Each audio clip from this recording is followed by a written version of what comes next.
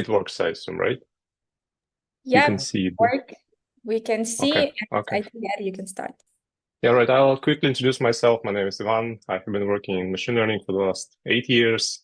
And the last 2 years, I've been managing a team. And my team is actually this um, mix of different roles. So it's data scientists, machine learning engineers, and pure software developers. So today I'm going to be talking about how do we build, grow, and work in such environment.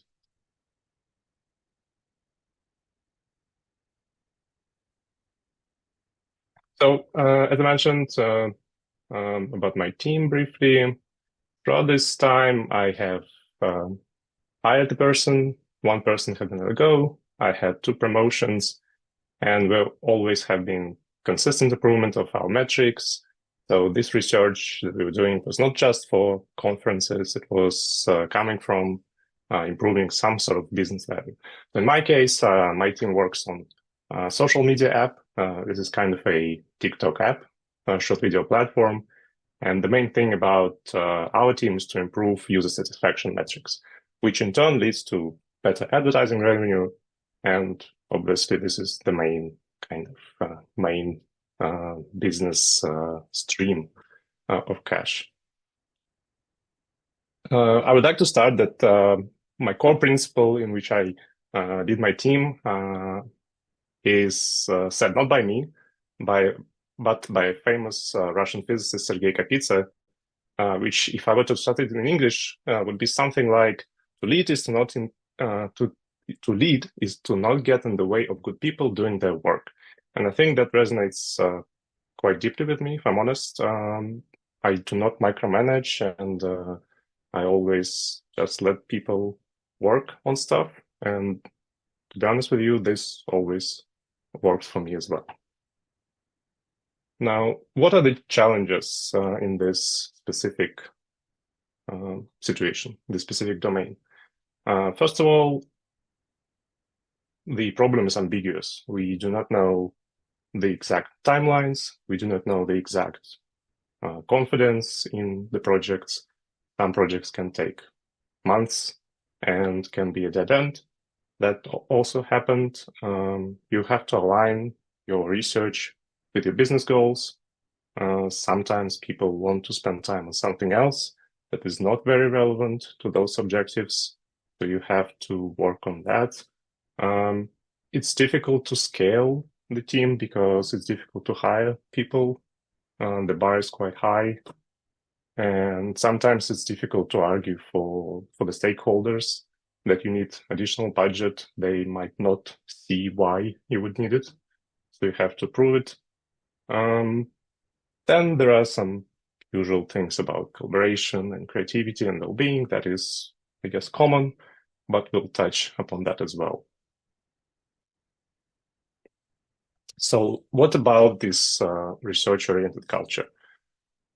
You will still have to balance, obviously. In my experience, we have some kind of 30-70 rule. It's very rough, obviously, but the main idea is that you will have to devote some time for long-term projects, long-term research, and you just have to devote this time. Uh, it may take a month, it might take 2 months, but the rule is I always devote in the quarter at least one person working on something risky in the sense that it might not work out. But if you don't do that, you will always be stuck doing small incremental things because there's always something to do, right? You can always update your model a little bit. You can always update your data pipeline a little bit. You can always update your distributed systems a little bit. So it's easy to fall in that pitfall of only incremental small updates, but without risk taking, you cannot really do any groundbreaking things. You cannot have breakthroughs. So you have to devote that time. What are the things that I did in my experience that actually worked to create this space where people can research and provide impact? First of all, I stopped daily stand-ups. I found them to be completely unnecessary, and that just interrupted the time needed for deep work.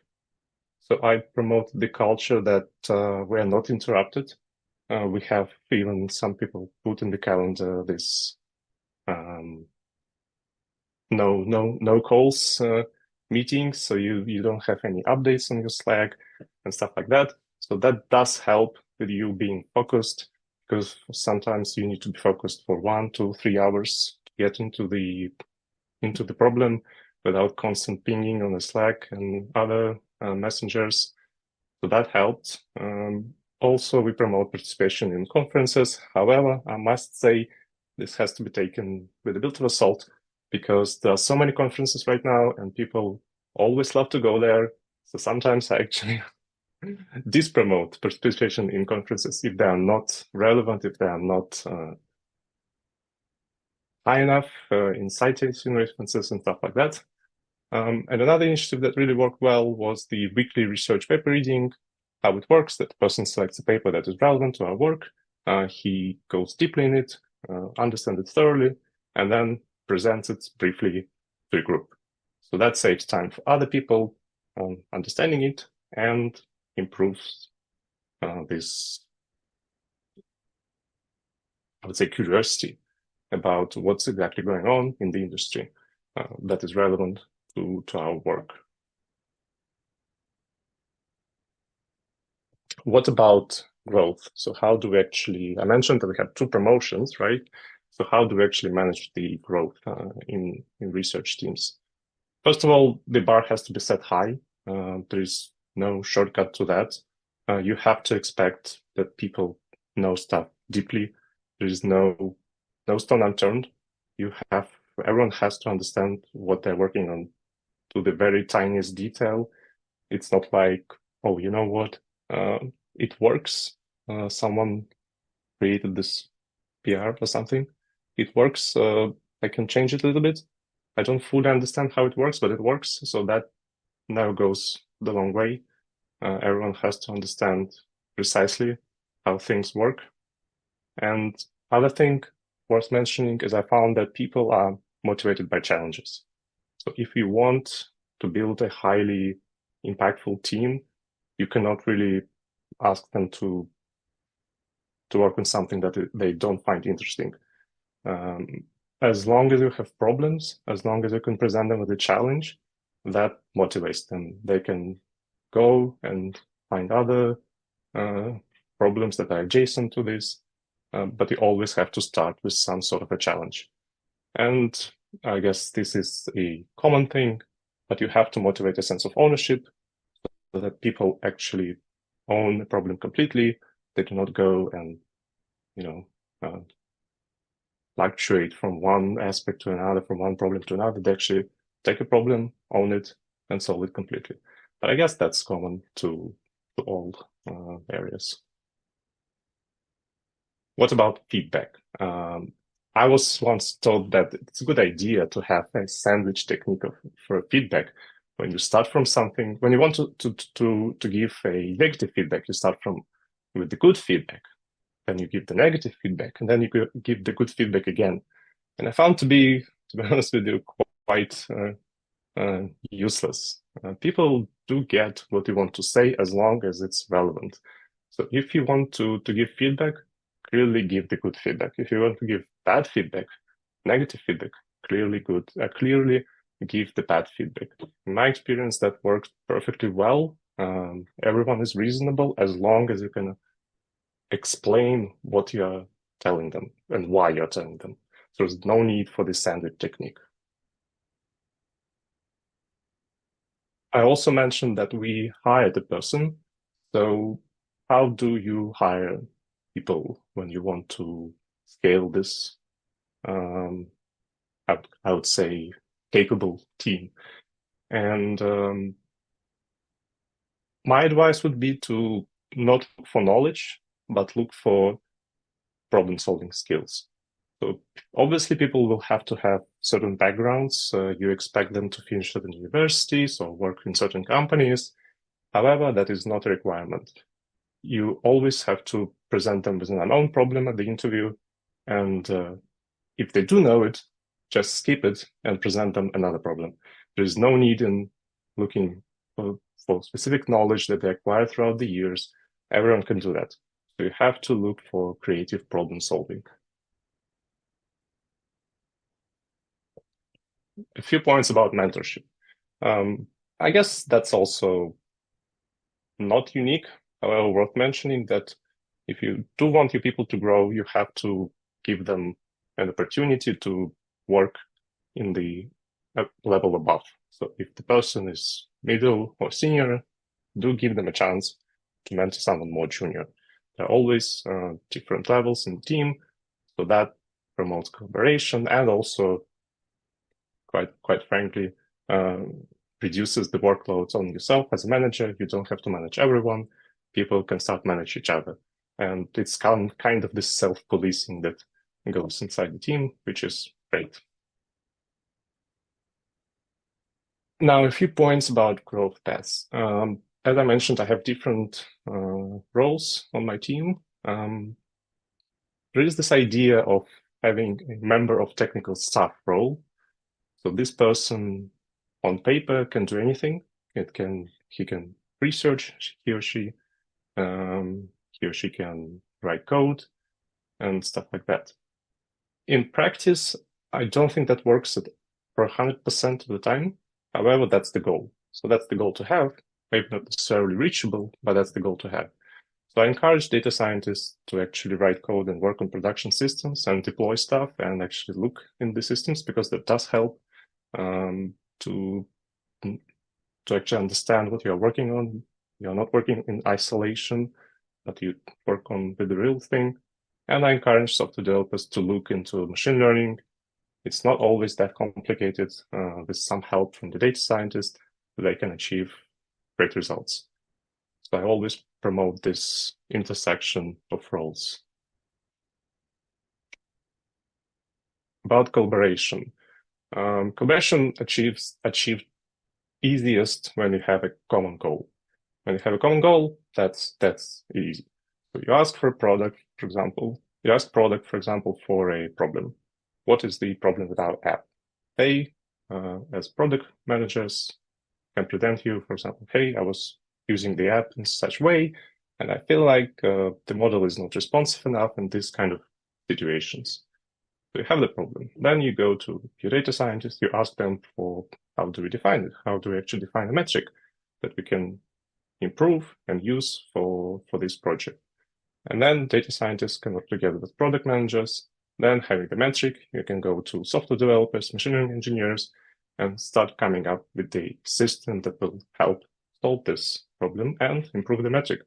And it's quite clear, quite easy on paper. I guess the devil is in the details, so you have to have clear communication and you have to write things down.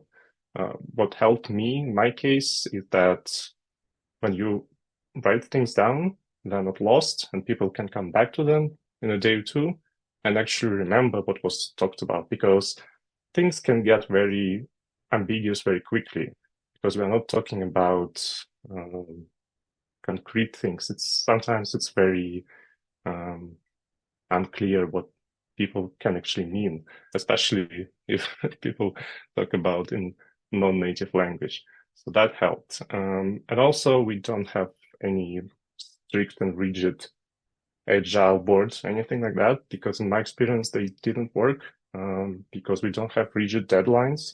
We do have deadlines that are, let's say, on a week's horizon, but not on a daily horizon. So we cannot expect someone to finish something tomorrow or the day after. We do expect them to finish in a week or two, at least to have a meaningful progress, but not very rigid. So that helped in my case as well.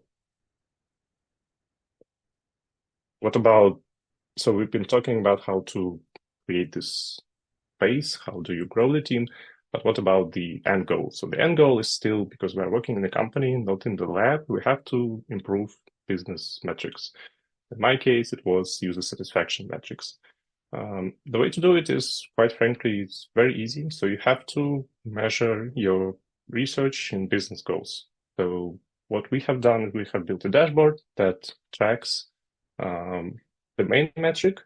And on that dashboard, we just pinpoint whatever deployments we made. And you can clearly see that biggest projects contribute to biggest jumps in the metric. Sometimes it stays quite flat, even though we made an improvement, and later can start getting up because of this nature of our app specifically. We did see that as well, but you have to translate it into measurable metrics. And also, obviously, you have to be aligned what you are actually trying to achieve. So usually we have a meeting with the stakeholders. In our case, it's the CEO and other C-level executives that provide us with a strategy. For example, for 2024, we need to improve user retention by X%. And then that big goal that is not achievable by any person in particular comes down to different teams, and we try to build a roadmap. How can we use our expertise to reach it? And then let's talk a bit about how to communicate it back. We have regular meetings with the stakeholders, and well, not too frequent, if I'm honest, because there is no need in that. But every 2 or 3 weeks, we have this meeting where we update them on the progress.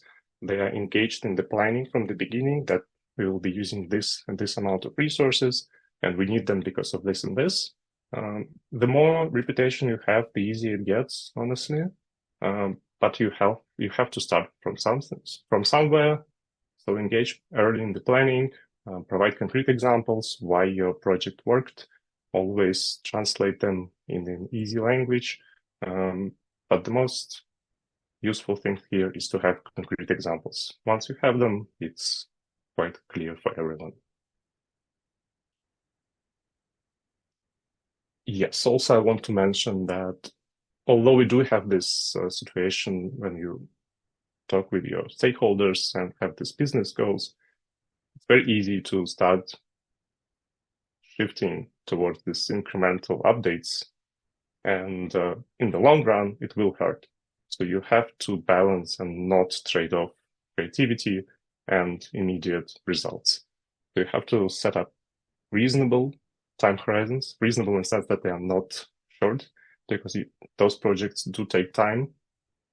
So you have to clearly expect people that it will take time, and do not sacrifice research for immediate business needs. Lastly, I want to talk about well-being, and that's actually an honest opinion that when you work in this environment where you have to constantly come up with some innovative solutions, when you have to have this creative problem solving and everything we talked about, it's actually quite a big mental load on people. You have to every month, every quarter, you have to come up with something new. You always are under this pressure. So we do recognize this in the team, and we encourage time off if people need that. We encourage flexible work arrangements. I do not track where and from where people work and during which hours. We don't have, as I mentioned, daily stand-ups even. So it's all very flexible. As long as you have visibility, as long as I have visibility of the work, it's fine. I don't care when and how the work is done. That helps people to have their work-life balance. That helps people to, feel decent about their life, and I think this helps. Also, we did have one case of burnout. One person was completely burned out, and I didn't specifically pay attention to that. That was a lesson for myself. People can get burnout, so you have to keep an eye on that as well. And just foster an environment that celebrates the wins. So we have a channel where we post news, both big and small. Any small win shouldn't be unnoticeable. That helps as well. And that was it.